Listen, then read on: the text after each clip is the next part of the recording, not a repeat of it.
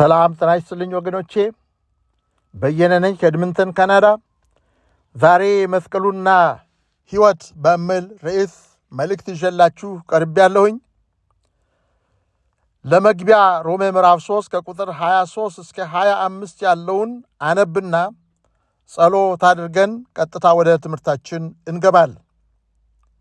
ሮሜ ምዕራፍ 3 ከቁጥር 23 እስከ 25 ሁሉ ኃጢአትን ሰርተዋልና የእግዚአብሔር ክብር ጎሏቸዋል፣ በኢየሱስ ክርስቶስ በሆነው ቤዛነት በኩል እንዲያው በጸጋው ይጸድቃሉ። እሱንም እግዚአብሔር በእምነት የሚገኝ ማስተስረያ አድርጎ አቆመው። ይህም በፊት የተደረገውን ኃጢአት በእግዚአብሔር ችሎታ ስለመተው ጽድቁንም ያሳይ ዘንድ ነው ይላል። እንጸልይ። በሰማይ ያለ ቅዱስ እግዚአብሔር አባታችን፣ አንደበታችን ተናግሮ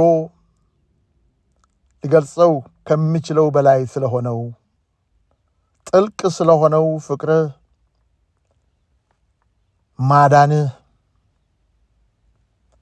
ይቅርታህ፣ ስለ ደግነት እናመሰግንሃለን። አባታችንና አምላካችን፣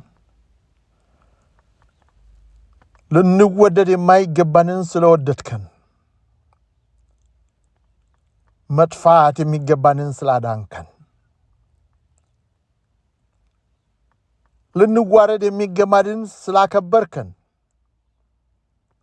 እናመሰግንሃለን።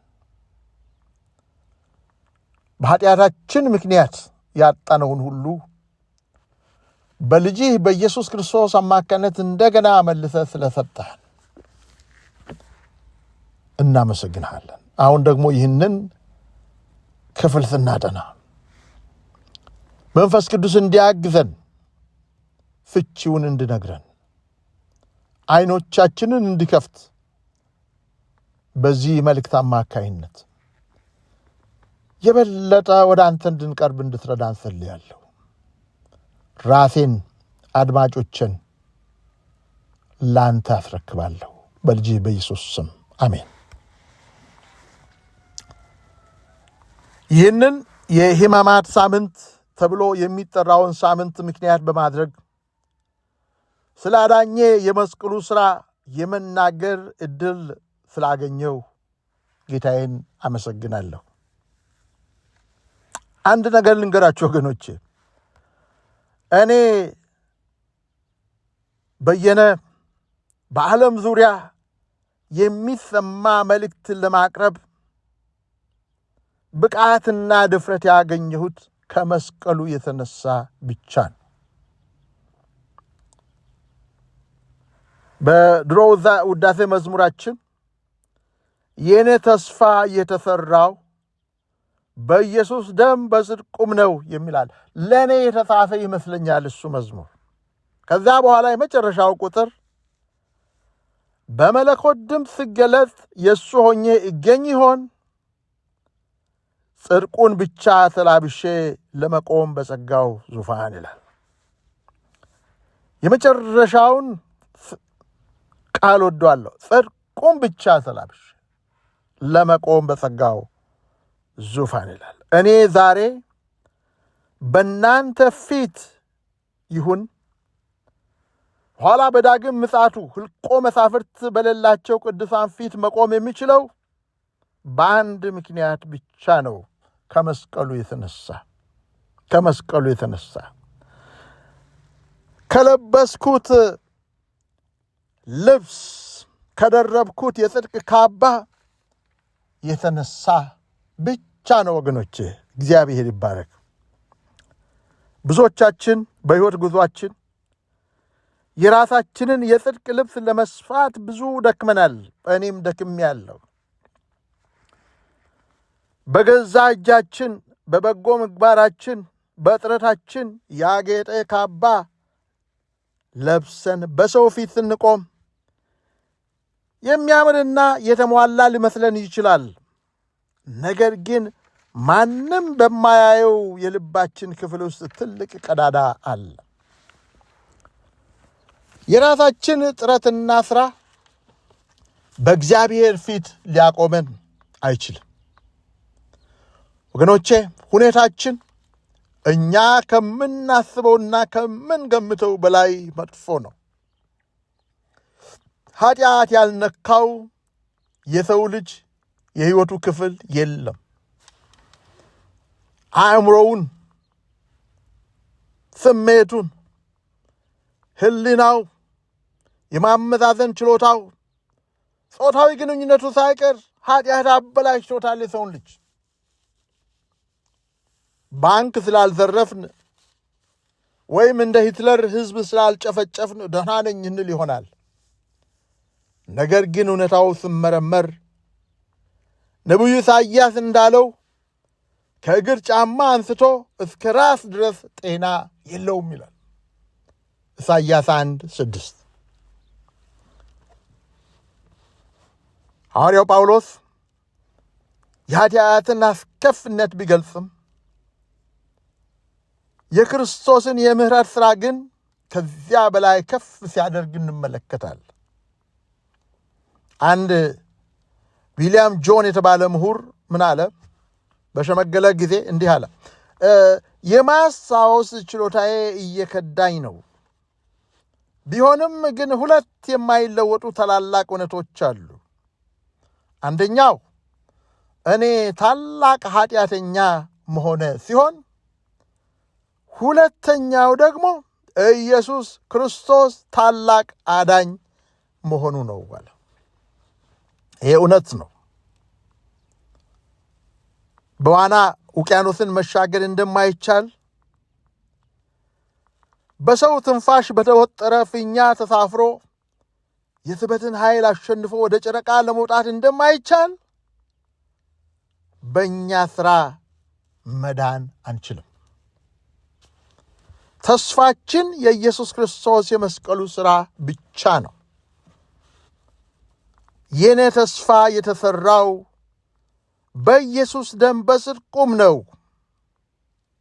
በቃ ይህ ብቻ ነው። የኔ ተስፋ የተሠራው በሱ ነው። የእኛ ጽድቅ የመርገም ጨርቅ ነው። የእኛ የጽድቃችን አካውንት ባዶ ነው። ሰማይ የመግባት ዕድላችን እሱ በአካውንታችን ውስጥ ባስቀመጠልን ጽድቅ ነው። ያንን በእምነት በመቀበል ብቻ ነው። ወገኖቼ በሕይወት ጉዟችን ሁላችንም የማንክደው አንድ የጋራ እውነት አለ። ሁላችንም ወድቀናል። ሁላችንም ተሸንፈናል። ጨረቃ ላይ ለመድረስ እንደሞከረና ከመሬት ላይ እንኳን መነሳት እንዳልቻለ መንገደኛ ወይም በዋና አትላንቲክን ለመሻገር ሞክሮ ዳርቻው ላይ እንደሰጠመ ዋናተኛ ነን። በስራችን ሞከር የቱንም ያህል በጎ ለማድረግ ብንጥር፣ የቱንም ያህል ሃይማኖታዊ ሕግጋትን ብናከብር፣ የራሳችን የጽድቅ ፊኛ ከምድር የስበት ኃይል ሊያወጣን አልቻለም። ኃጢአትን በተመለከተ በታዋቂው ኃጢአተኛና በሃይማኖተኛው መካከል ልዩነት የለም። ሁሉ በድሏል፣ የእግዚአብሔር ክብር ጎሎታል። ሁሉ ጎደሎ ነው። ሁላችንም የጸጋ ሄሊኮፕተር ያስፈልገናል።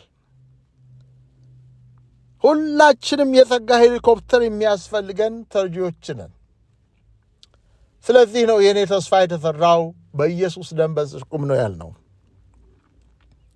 እግዚአብሔር ይባረክ። የሰው መንገድ በተዘጋበት ስፍራ እግዚአብሔር መንገድ አዘጋጀ። መፍትሄ በሌለበት እግዚአብሔር መፍትሄ አዘጋጀ። ምንድን ነው መፍትሄው? መግቢያ ላይ ያነበብኩትን ጥቅስ እንደገና እናንብበው። ሮሜ ምዕራፍ 3 ቁጥር 23 እስከ 25 ሁሉም ኃጢአት ሠርተዋልና የእግዚአብሔር ክብር ጎሏቸዋል። ቁጥር 24 በኢየሱስ ክርስቶስም በሆነው ቤዛነት በኩል እንዲያው በጸጋው ይጸድቃሉ። ይልድገመው፣ በኢየሱስ ክርስቶስም በሆነው ቤዛነት በኩል እንዲያው በጸጋው ይጸድቃል። እሱንም እግዚአብሔር በእምነት የሚገኝ በደሙም የሆነ ማስተስረያ አድርጎ አቆመው። በዚህ ክፍል ውስጥ 4 ቁልፍና ለጆሮ የሚጥሙ ቃላት አሉ። አንደኛው ለጆሮ የሚጥም ቃል ቤዛነት ነው። ከኛ ጋር በጣም አድርጎ የሚገናኝ ቃል ቤዛነት ነው። ሁለተኛው ቃል ጸጋ ነው። በእነዚህ ቁጥሮች ውስጥ አለው። ሌላው ደግሞ ደም ነው፣ ደሙ። አራተኛው ቃል ማስተሰሪያ የሚሉ ቃላት ናቸው። ጊዜ ኑሮኝ እያንዳንዳቸውን እየተነተንኩ ብናገር በጣም ደስ ባለኝ ነበረ። ነገር ግን ርዕሴ የመስቀሉ ሕይወት የሚል ስለሆነ ሁኔታችን ምን ያህል የከፋ እንደሆነ ካየን በኋላ በመስቀሉ ሥራ ያገኘነውን ደህንነት ካየን በኋላ ቀጥሎ ከዚያም በኋላ ሕይወት ምን እንደሚመስል መነጋገር ስለሚገባን ወደዚያ ስለሚሄድ ቸኩላለሁ። ነገር ግን ቤዛ የሚለውን ቃል እንድናይ እፈልጋለሁ።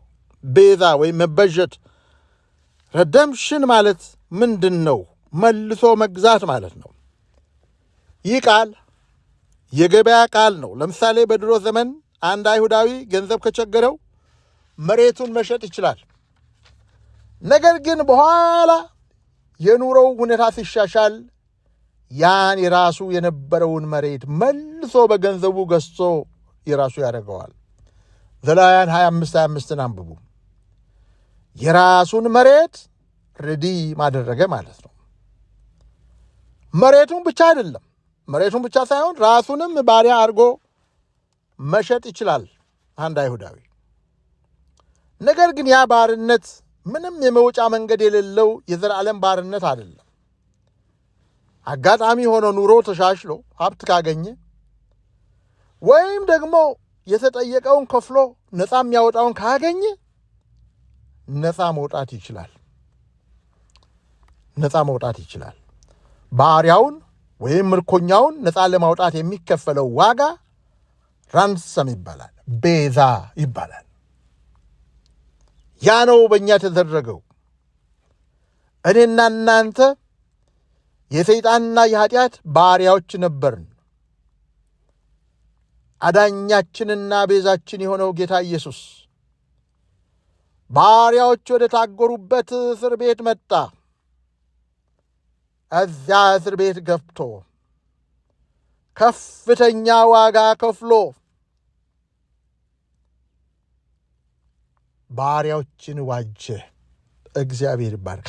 እንዴት አድርጌ ልግለጸው? ሐዋርያው ጴጥሮስ ጌታ እኛን ነፃ ለማውጣት ምን እንደከፈለ ሲናገር እንዲህ ይላል። አንደኛ ጴጥሮስ 1:18 19 ከአባቶቻችሁ ከወረሳችሁት ከከንቱ ኑሯችሁ በሚያልፍ ነገር በብር ወይም በወርቅ ሳይሆን ነውርና እድፍ እንደሌለው እንደ በግ ደም እንደተዋጃችሁ ታውቃላችሁና። የእኛ ነፃነት የታወጀው በኢየሱስ ክርስቶስ መስቀል ነው። በእግዚአብሔር ዙፋን ፊት 24ቱ ሽማግሌዎችና 4ቱ እንስሳት ጌታ ኢየሱስ ኃጢአተኞችን ለመዋጀት ስለከፈለው መሥዋዕትነት እንዲህ እያሉ ያመሰግኑታል። ታርደሃልና በደምህም ለእግዚአብሔር ከነገድ ሁሉ ከቋንቋም ሁሉ ከወገን ሁሉ ከሕዝብ ሁሉ ሰዎችን ዋጅተህ ለአምላካችን መንግሥትና ካህናት የሆኑ ዘንድ አደረግካቸው፣ በምድርም ላይ ይነግሣሉ። ራእይ 5:10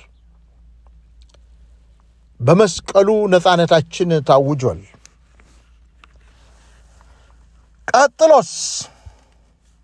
ቀጥሎስ የሚኖረው ሕይወት የመስቀሉ ሕይወት ምን መምሰል አለበት? ቀሪውን ጊዜ ጥቂት ደቂቃዎችን በዚህ ላይ እናተፋለን። አንደኛ ቆሮንቶስ 6:19 20 ወይስ ሥጋችሁ ከእግዚአብሔር የተቀበላችሁት በእናንተ የሚኖረው የመንፈስ ቅዱስ ቤተ መቅደስ እንደሆነ አታውቁምን? በዋጋ ተገዝታችኋልና፣ ስለዚህ ለራሳችሁ አይደላችሁም። ስለዚህ በሥጋችሁ እግዚአብሔርን አክብሩ። ወገኖቼ ከኃጢአትና ከሰይጣን ባርነት ነፃ ወጣን ስንል አሁን ጌታ የለንም እንደፈለግን መሆን እንችላለን ማለት አይደለም። ጥንትም ጌታ ነበረን። ሰይጣን፣ ኃጢአት ጌቶቻችን ነበሩ። አሁንም ጌታ አለን። ዋጋ ከፍሎ ከኃጢአትና ከሰይጣን ባርነት የዋጀን ጌታ አለን። ለሱ ክብር እንኖራለን። አሁን ወደንና ፈቅደን እናመልከዋለን። አሁን ካሁን በኋላ የምንኖረው ለሱ ክብር ነው። ሐዋርያው ጳውሎስ ጌታ በደማስቆ መንገድ ላይ ከተገናኘው በኋላ የወሰነው ውሳኔ አለ። ያ ውሳኔ የኛም ሊሆን ይገባል። ገላትያ ምዕራፍ 2 ቁጥር 20 ከክርስቶስ ጋር ተሰቅያለሁ፣ እኔም አሁን ሕያው ሆኜ አልኖርም፣ ክርስቶስ ግን በእኔ ሕያው ሆኖ ይኖራል። አሁን በሥጋ የሚኖርበት ኑሮ በወደደኝና ስለ እኔ ራሱን በሰጠው በእግዚአብሔር ልጅ ላይ ባለ እምነት የሚኖረው ነው። አሁን የሚኖረው የእሱን ሕይወት ከሆነ ተመልሰን በኃጢአት ውስጥ መጨማለቅ የለብንም። ኃጢአት ዋጋ አስከፍሎናል። ኃጢአት ለጌታችን ሞት ምክንያት ሆኗል። መርዝ ነው። ዋጋ ከፍሎ ከእስር ፈቶናል። ከእስር ቤት የወጣ እስረኛ እስር ቤት አይናፍቀው። ያንን ምርኮ አድርጎ የያዘንን ኃጢአት አናፍቅም።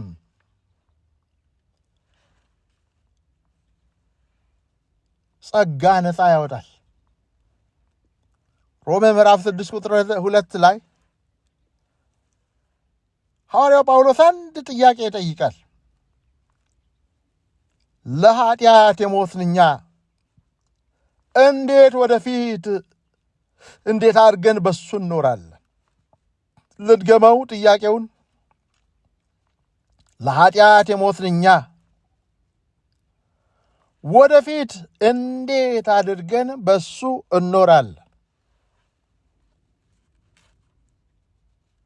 ጻድቃን የተደረግን እኛ እንዴት የጽድቅ ሕይወት አንኖርም?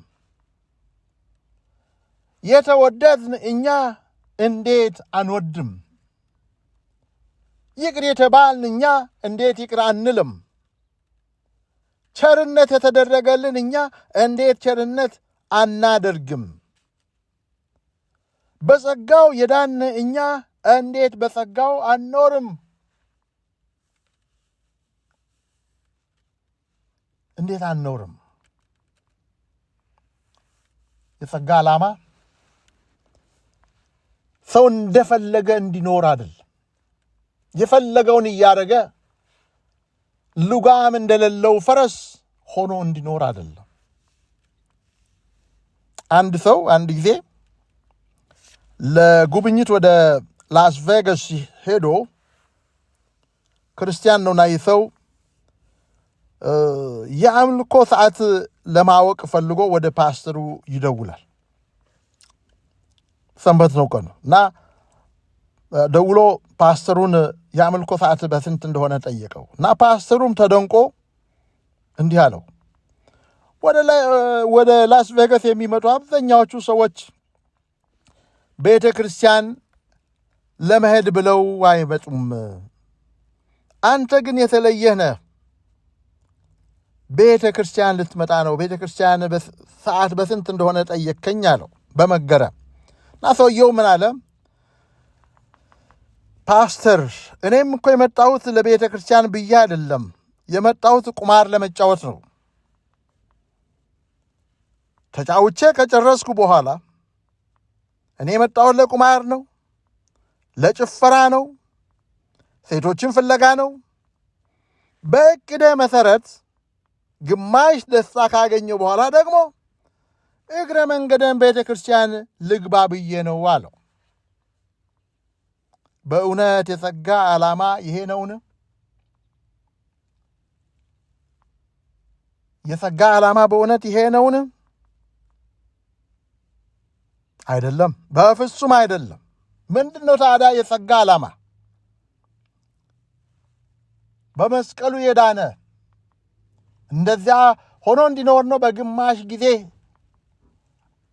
ራሱን እያስደሰተ የዓለምን ተግባር እየፈጸመ ጊዜ ሲኖረው ደግሞ ቤተ ክርስቲያንም እየሄደ እግዚአብሔርንም እያመለከ እንዲኖር ነው ወይ የጸጋ ዓላማ? ሐዋርያው ጳውሎስ ምን ይላል? እንደገና ላንብብላችሁ። ቲቶስ ምዕራፍ 2 ቁጥር 11ና 12ን ላንብብላችሁ። ቲቶስ ምዕራፍ 2 ቁጥር 11ና 12 ሰዎችን ሁሉ የሚያድን የእግዚአብሔር ጸጋ ተገልጧል። በደንብ ስሙኝ። ሰዎችን ሁሉ የሚያድን የእግዚአብሔር ጸጋ ተገልጧል። እሺ፣ ጸጋ ምን ያደርጋል? ይህ ጸጋ ምን እንደሚያደርግ ሲናገር፣ ይህም ጸጋ ኃጢአተኝነትና የዓለማዊን ምኞት ክደን የተባረከውን ተስፋችንን እሱም የታላቁን የአምላካችንን የመድኃኒታችንን የኢየሱስ ክርስቶስን ክቡር መገለጥ እየጠበቅን ራሳችንን በመግዛትና በጽድቅ እግዚአብሔርን በመምሰል በአሁኑ ዘመን እንድንኖር ያስተምረናል። ምንድን ነው የሚያስተምረን? ይሄ ጸጋ አለ ኃጢአተኝነትንና ዓለማዊ ምኞትን ክደን የተባረከውን ተስፋችንን እሱም የታላቁን አምላካችን የመድኃኒታችን ኢየሱስ ክርስቶስን ክቡር መገለጥ እየጠበቅን ራሳችንን በመግዛት እንዴት? ራሳችንን በመግዛትና በጽድቅ እግዚአብሔርን በመምሰል በአሁኑ ዘመን እንድንኖር ያስተምረናል። ይሄ ነው ከዛም በኋላ ያለው ሕይወት። ኃጢአት ልክ እንደ እስር ቤት ነው። በበደል በውርደትና በፍርሃት ግድግዳ ውስጥ አጉሮ ለሞት ይዳርጋል። ነገር ግን በዚያ የጨለማ ክፍል ውስጥ አንድ ተአምር ተከሰተ። ኢየሱስ ክርስቶስ መጥቶ የሞት ቅጣታችንን በመክፈል የነጻነትን በር ከፈተልን። እሱ የእኛን ቦታ ወሰደ። የእስር ቤቱ በሮች ተከፈቱ። ቅጣቱን እሱ ከፈለ። ሐዋርያው ጳውሎስ የሞተ ከኃጢአት ነፃ ወጥቷል እንደሚል አሮጌው ማንነታችን ከእሱ ጋር በመስቀል ላይ ተሰቅሏል። ማብቃት አለብኝ፣ ብዙ አልቆይም። ነገር ግን ወገኖቼ ነፃ የወጣ እስረኛ ተመልሶ ወደ ጨለማው ክፍል መግባት አይፈልግም።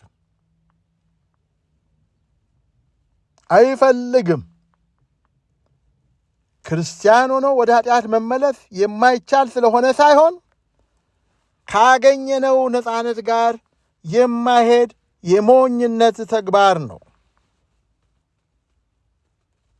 በደልን፣ ውርደትን፣ ተስፋ መቁረጥን ምን አመጣው? ኃጢአት አይደለምን? ያንን በደልን፣ ውርደትን፣ ተስፋ መቁረጥን ያመጣብንን ኃጢአት እንደገና መልሰን መከጀል፣ ተመልሰን ያንን የወጣንበትን እስር ቤት መመኘት፣ ወደን ፈቅደን እዛ መሄድ ሞኝነት አይደለምንም? ስለዚህ ወገኖቼ ጌታ በከፈተው በር ወጥተን በነጻነት እንኑር። ምክንያቱም የእኛን ቅጣት በመስቀሉ ላይ ጌታ ወስዶታል። ከዚህ በላይ መናገር በቻልኩ ነበር። ነገር ግን በጊዜ ተገደብኩ ስለሆንኩ እዚህ ላይ አቆማለሁ። ጌታ ይባርካችሁ። መልካም ሳምንት እመኝላችኋለሁ። እንጸልይ። በሰማይ ያለ ቅዱስ እግዚአብሔር አባታችን እንደገና ደግሞ እናመሰግንሃለን። ተመስገን አባት ሆይ ስላደረክልን መልካም ነገር ተመስገን አባት ሆይ። በእነዚህ አሁን በተነበቡ ጥቅሶችም እንደገና ከዚህ በፊት የምናውቀውንም ነገር መልሰን እንድናስታውስ ስለረዳሃል። በዚህ ሳምንት አንተ ያረክልንን እያደነቅን የመስቀሉን ሥራ እያደነቅን ከትዕቢትና ከትምክህት ነፃ ሆነን በሌሎች ላይ ከመፍረድ ተቆጥበን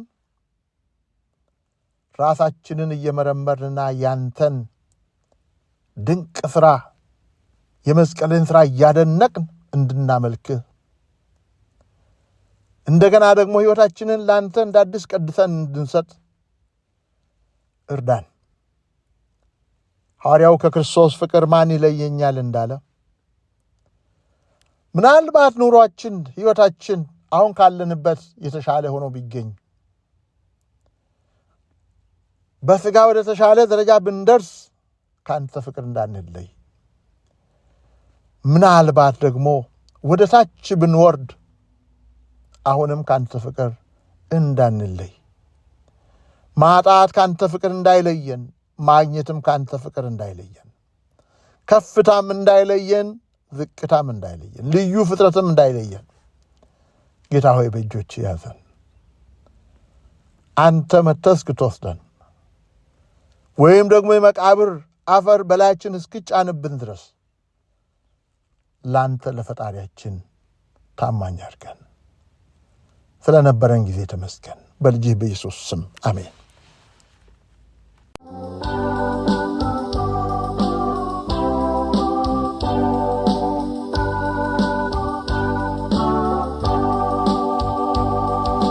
በመስቀል ሞተ መድኃኒቴ እኔን ለማዳን ከኃጢአቴ ሲመልሰኝም ከጥፋቴ ክብር ለስሙ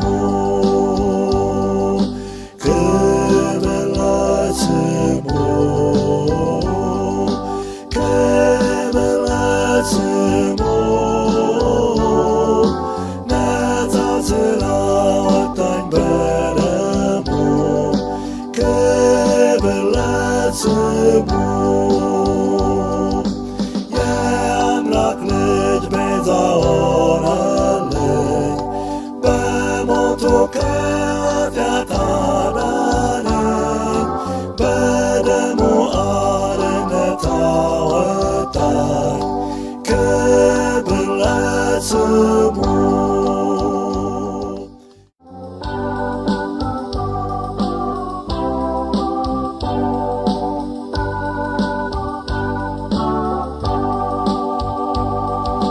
በመስቀል ሞተ መድኃኒቴ እኔን ለማዳን ከኃጢአቴ ሲመልሰኝም ከጥፋቴ ክብር ለስሙ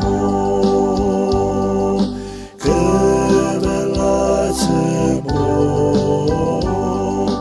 ክብር ለስሙ ነፃ ስላወጣኝ በደሙ ክብር ለስሙ የአምላክ ልጅ ቤዛ ሆነልኝ በሞቱ ከኃጢአት አዳነኝ በደሙ አርነት አወጣኝ ክብር ለስሙ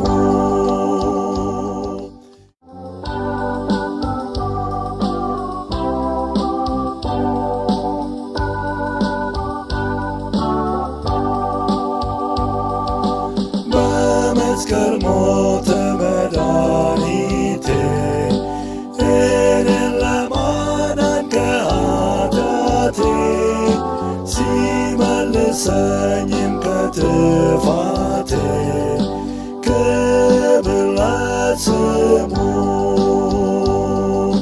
ክብር ለስሙ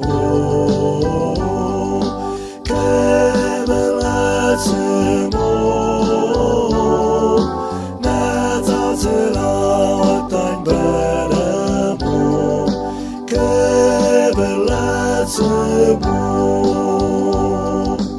የአምላክ ልጅ ቤዛ ሆነልኝ በሞቱ ከኃጢአት አዳነኝ በደሙ አርነት አወጣኝ ክብር ለስሙ